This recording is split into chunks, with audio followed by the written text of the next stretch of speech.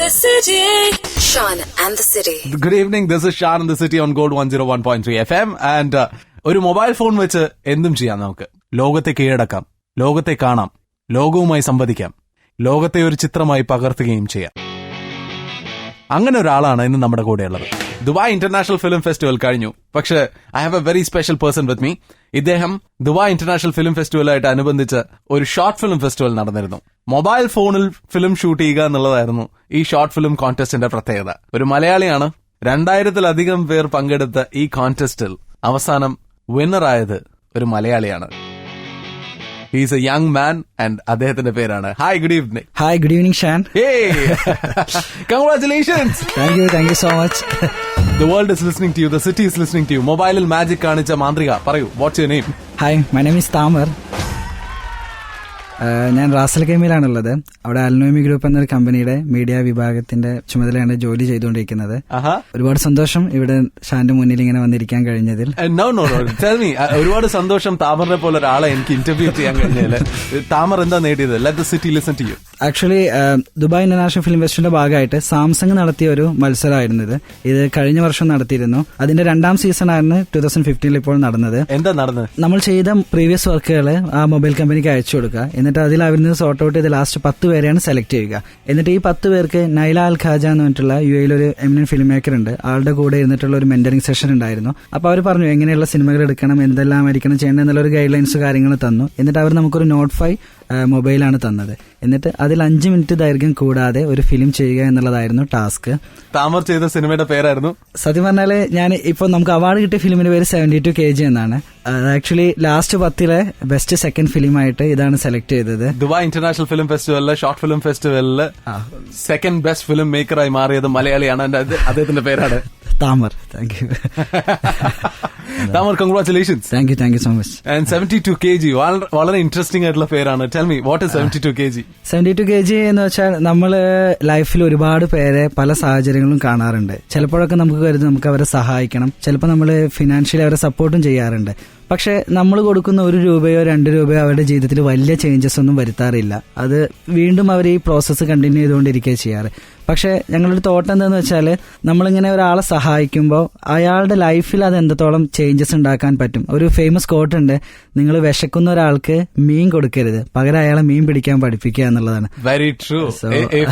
If you give a man a fish, അദ്ദേഹത്തിന് ഒരു നേരത്തെ if you teach him fishing, it is forever.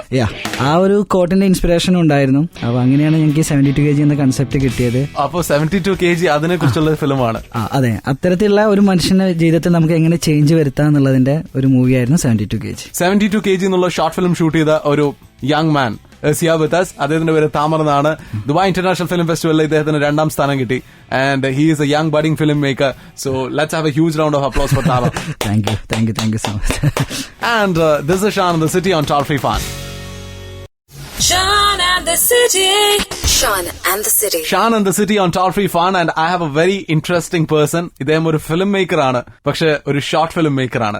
ഇദ്ദേഹത്തിന്റെ പേര് ഇന്ന് അറിയില്ലായിരിക്കും, പക്ഷെ നാളെ മനസ്സിൽ കുറിച്ചിട്ടുള്ളൂ. Probably he is going to be a great film maker. Dubai international film ഫെസ്റ്റിവലില് ഷോർട്ട് ഫിലിം കോntestല് സെക്കൻഡ് ബെസ്റ്റ് ഫിലിം മേക്കറായ സെക്കൻഡ് ബെസ്റ്റ് ഫിലിമിന്റെ മേക്കറാണ് എന്റെ കൂടെ ഉള്ളത്. His name is Thamar. പേര് കേൾക്കാൻ രസമുണ്ട്. ഇത് ഞാൻ തന്നെ ആദ്യമായിട്ട് ഈ പേര് കേൾക്കുന്നത്. ഇത് ഉപ്പ പണ്ട് ഖത്തറിലായിരുന്നു. അപ്പൊ ഉപ്പയുടെ അറബിയുടെ പേരായിരുന്നു താമർ എന്നുള്ളത്. പക്ഷെ ഈജിപ്ഷ്യൻസിന്റെ ഇടയിൽ വളരെ പോപ്പുലർ ആയിട്ടുള്ള ഒരു പേരാണ്. എന്താ അർത്ഥം? താമര എന്നാണോ? താമർ എന്നുള്ളതിന്റെ അതിനെ കളിയാക്കുന്നതാണ് താമര. അതെ, ഫുൾ ടൈം താമറും പിന്നെ താമരാക്ഷൻ പിള്ള എന്നുള്ളതാണ് ഫ്രണ്ട്സിന്റെ വിളി. താമറിന്റെ അർത്ഥം ദ കംപ്ലീറ്റ് മാൻ എന്നാണ്, പൂർണ്ണവാൻ എന്നാണ് അതിന്റെ അർത്ഥം. സീരിയസ്ലി അതിന്റെ അർത്ഥം ദ കംപ്ലീറ്റ് മാൻ എന്നാണ്. And what makes a man complete? ഒരാൾ കംപ്ലീറ്റ് ആവുന്നത് ഒരുപാട് പേർക്ക് ഒരുപാട് ആഗ്രഹങ്ങൾ ഉണ്ടാവും. അപ്പോൾ നമുക്ക് ഒരുപാട് റെസ്ട്രിക്ഷൻ ഉണ്ടാവും, ഇത് കാണരുത്, ഇത് കേൾക്കണം, ഇത് കേൾക്കേണ്ട എന്നുള്ള. പക്ഷെ at the end of the day നമ്മൾ തിരിച്ചറിയും ഞാൻ ഇതാണ് ചെയ്യേണ്ടതെന്ന്. അത് നമുക്ക് എല്ലാ പ്രതിബന്ധങ്ങളെയും അതിജീവിച്ച് ചെയ്യാൻ പറ്റുന്നുണ്ടെങ്കിൽ ആ മൊമെന്റിൽ നമ്മൾ കംപ്ലീറ്റ് ആവുകയാണ്. നമ്മൾ ചെയ്യാൻ ആഗ്രഹിക്കുന്നത് ചെയ്തു തീർക്കുന്ന നിമിഷം നമ്മൾ കംപ്ലീറ്റ് ആവുക. ആ കൂട്ടത്തിൽ ഒരു മിഷൻ കംപ്ലീറ്റ് ചെയ്ത ഒരാളാണ് താമർ. അതെ, അതിന്റെ ഒരു ബേസിക് സ്റ്റെപ്പ് അങ്ങനെ തന്നെ പറയാം. ആൻഡ് ആ സിനിമയുടെ പേരാണ് 72 kg. അതെ, ടെൽ മീ അബൌട്ട് 72 kg. എന്താണ് 72 kg? 72 kg നെയിം തന്നെ ഒരു ക്യൂരിയോസിറ്റി ആണ്. 72 kg എന്നുള്ളത് എന്താണുള്ളത്. 72 kg ഇപ്പോൾ ദുബായിലോ അല്ലെങ്കിൽ എമിറേറ്റ്സിലോ എവിടെയെങ്കിലും ഉള്ള ഒരു വലിയൊരു ഓഫീസിൽ വർക്ക് ചെയ്യുന്ന ഒരു എംപ്ലോയി, ഒരു കോർപ്പറേറ്റ് ലോകത്തിൽ ജോലി ചെയ്യുന്ന ഒരാൾ. അയാള് ദിവസേന നടന്നു പോകുന്നപ്പോൾ റാസൽ ഗൈമയിലെ ഒരു കോർണിഷിൽ ഒരു ബീച്ചിന്റെ അതിലൂടെയാണ് അയാളുടെ ഫ്ളാറ്റിലേക്ക് എന്ന് നടന്നു പോവാറ്. ഒരുപാട് ജീവിതങ്ങളെ ഈ കോർണിഷിൽ കാണും. തടി കുറക്കാൻ വേണ്ടി ഓടുന്നവരെ കാണുന്നുണ്ട്, അതുപോലെ പ്രണയിക്കുന്നവരെ കാണുന്നുണ്ട്, അതുപോലെ ബെഗ് ചെയ്യുന്ന ചില ആളുകളെ കാണുകയാണ്. അപ്പോൾ ഇയാളുടെ ഒരു മൊമെന്റ് ഇയാൾ സ്ട്രൈക്ക് ചെയ്യുന്നത് ഒരു ബെഗറെ കാണുമ്പോഴാണ്. കാരണം ഇയാൾ അത്യാവശ്യം നല്ല ജോലിയുള്ള ആളാണ്, ഒരുപാട് ശമ്പളമുണ്ട്.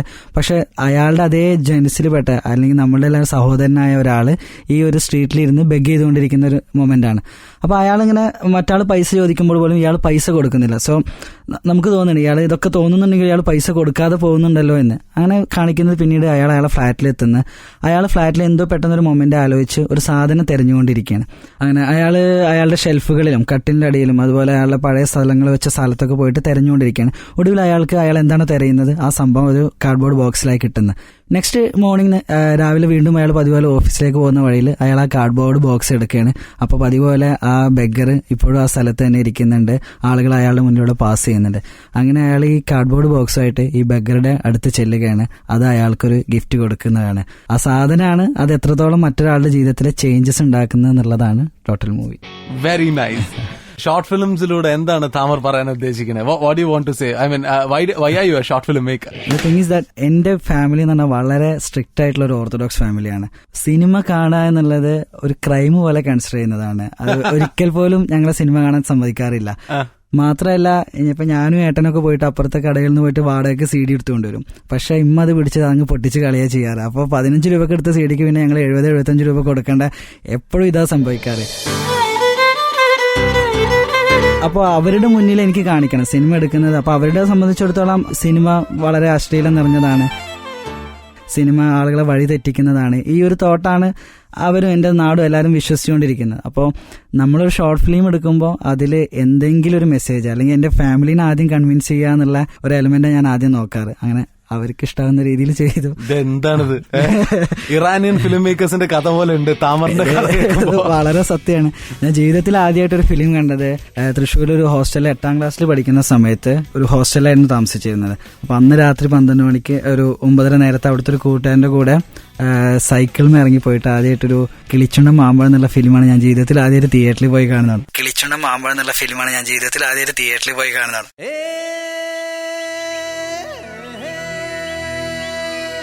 അത് വെരി റീസെന്റ് ആണ് കിളിച്ചുണ്ടൻ മാമ്പഴമൊക്കെ സംഭവിച്ചിട്ടുള്ളത്. ഇതാണ് എന്റെ ഫസ്റ്റ് തിയേറ്ററിൽ പോയിട്ട് കണ്ട സിനിമ അനുഭവം. അതാണ് കിളിച്ചുണ്ടൻ മാമ്പഴമാണ് ലൈഫിൽ ആദ്യമായിട്ട് തിയേറ്ററിൽ പോയി കണ്ട ഫിലിം. അങ്ങനെ ഒരാളാണ് ഇപ്പൊ പിന്നെ UAE നടന്ന ഏറ്റവും വലിയ ഫിലിം ഫെസ്റ്റിവലില് ഏറ്റവും വലിയ ഷോർട്ട് ഫിലിം കോൺടെസ്റ്റില് സെക്കൻഡ് പ്രൈസ് വിന്നർ ആയത്. അതെ അതെ, thank you. Congratulations. Thank you so much.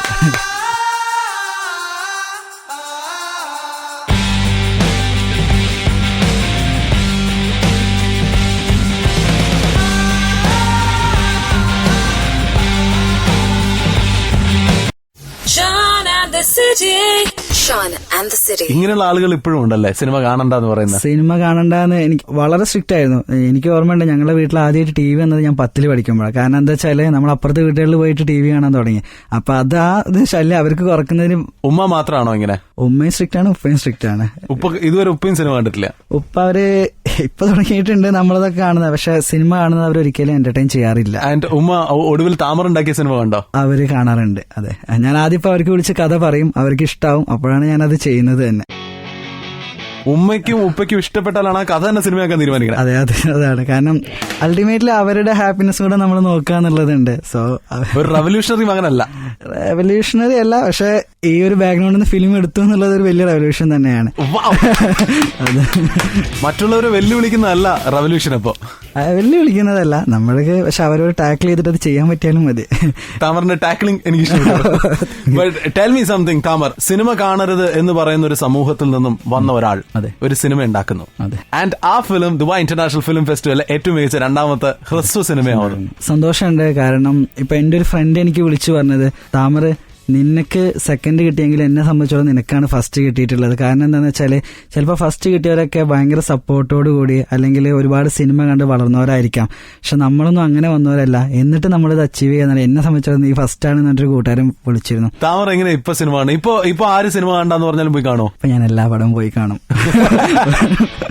പോലും ഒഴിവാക്കാൻ. പക്ഷെ ഉമ്മ സിനിമ കാണണ്ട അല്ലെങ്കിൽ ഉപ്പ സിനിമ കാണരുത്, അത് നമുക്ക് പാടില്ല എന്ന് പറയുമ്പോ താമര എന്തായിരുന്നു ഉത്തരം? അല്ല, ഞാനിപ്പോ അതിനുശേഷം ഞാൻ വീട്ടിലേക്ക് ഒരു ദിവസം വിളിച്ചിട്ട് പറഞ്ഞു, ഞാൻ എന്തായാലും സിനിമ എടുക്കൂട്ടാ, നിങ്ങളിങ്ങനെ പറഞ്ഞിട്ടൊന്നും കാര്യമില്ല എന്നാണ്. അപ്പൊ ഉപ്പ പറഞ്ഞൊരു വാചകം, ഉപ്പ പറഞ്ഞു, താമര നീ ആ മീഡിയത്തിനെ എങ്ങനെ നന്നായി കൈകാര്യം ചെയ്യുന്നു എന്നുള്ളതാണ്. സോ അങ്ങനെ നിനക്കൊരു എന്തെങ്കിലും ചെയ്യാൻ പറ്റുന്നുണ്ടെങ്കിൽ ചെയ്തോ. ഉപ്പ എന്താ ചെയ്യണേ? ഉപ്പ കുറെ കാലം ഗൾഫിലായിരുന്നു, റാസ്ലിഗമിലായിരുന്നു, ഇപ്പൊ നാട്ടില് സെറ്റിലാണ്. ഇനിയും സിനിമ കാണണ്ട എന്ന് പറയുന്ന സമൂഹത്തിനോട് എന്താണ് താമറിന് പറയാനുള്ളത്? ബേസിക് തിങ്, നമ്മളെപ്പോഴും ഒരു സാധനം ആരോടും ചെയ്യണ്ട എന്ന് പറയുമ്പോഴാണ് നമ്മളത് കൂടുതലായിട്ട് ചെയ്തു തുടങ്ങുന്നത്.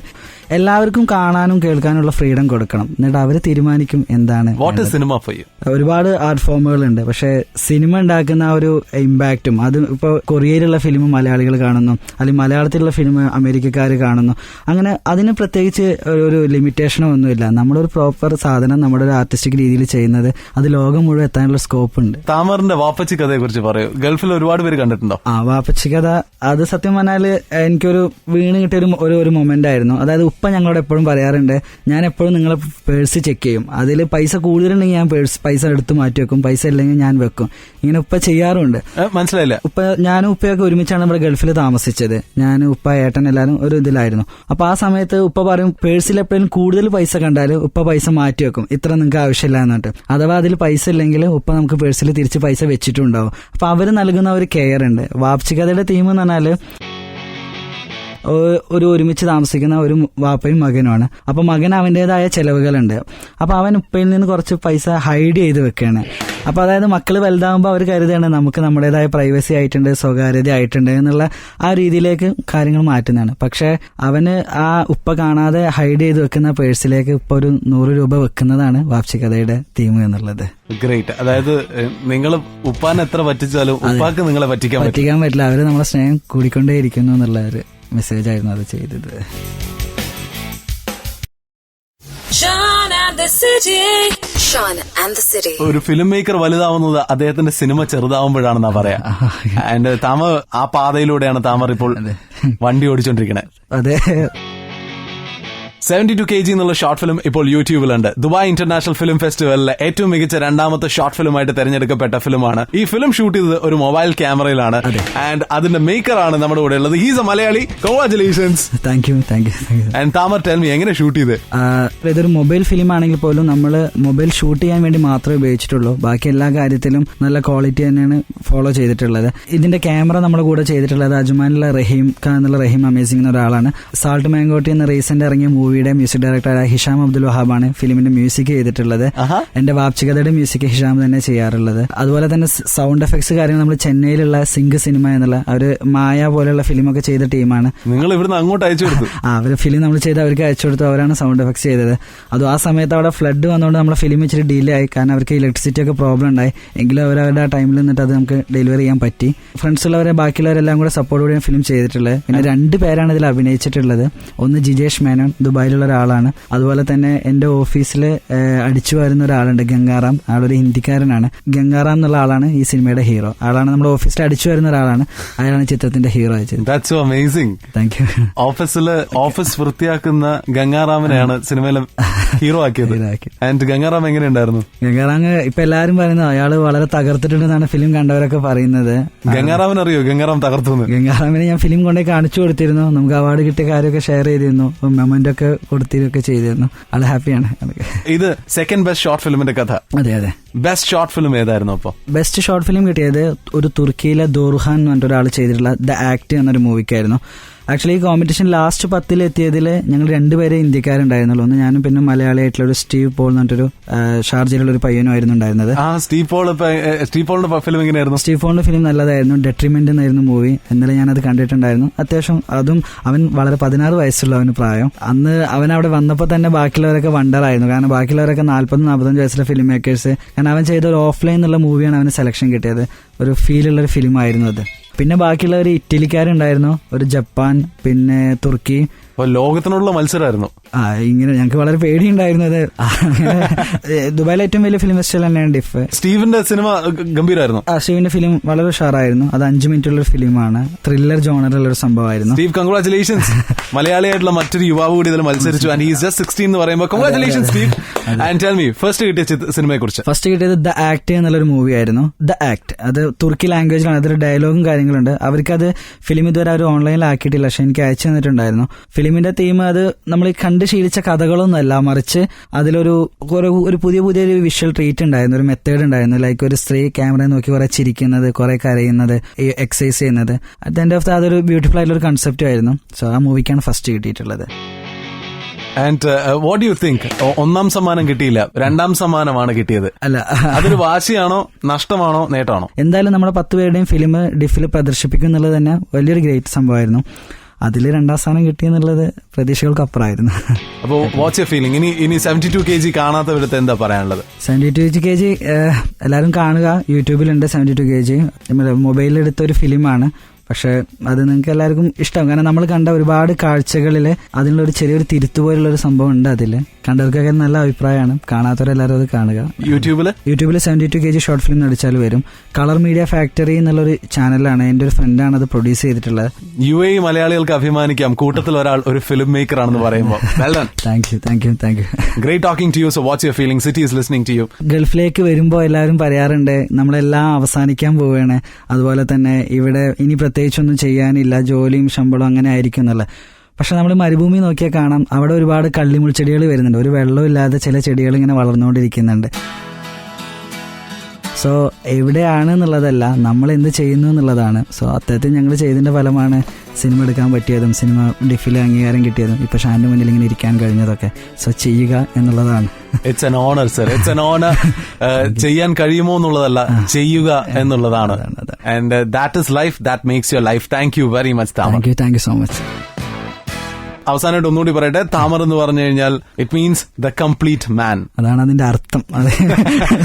ആൻഡ് കംപ്ലീറ്റ് മാൻ ആവാൻ വേണ്ടി സിനിമ എടുക്കുന്ന Tamar, all the best. Congratulation. Thank you so much. Sean and the City.